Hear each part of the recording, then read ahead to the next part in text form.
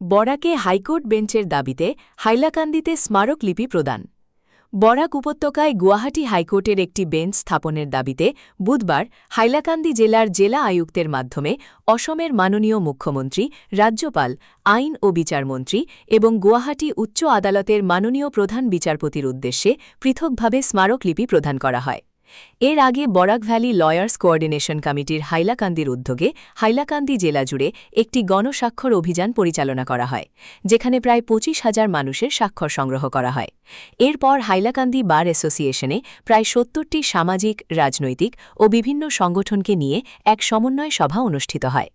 সভায় বক্তারা বলেন, বর্তমানে আদালতের কাজে গুয়াহাটি যেতে সাধারণ মানুষকে দীর্ঘ পথ পাড়ি দিতে হয় এবং যাতায়াত, থাকা খাওয়া সহ নানা ধরনের আর্থিক ও ভোগান্তির শিকার হতে হয়। তাই বরাকে একটি হাইকোর্ট বেঞ্চ স্থাপন করা হলে বরাকের ৩ জেলার মানুষের বিচারপ্রাপ্তি আরও সহজ, দ্রুত ও ব্যয় সাশ্রয়ী হবে।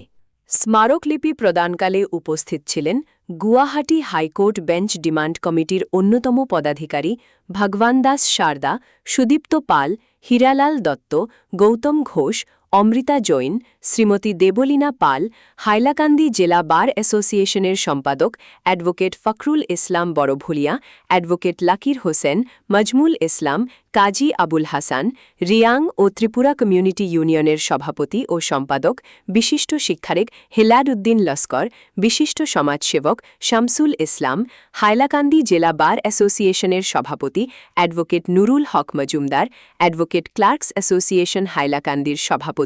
আব্দুল মালিক সহ বিভিন্ন সামাজিক ও পেশাজীবী সংগঠনের বহু প্রতিনিধি উপস্থিত ছিলেন।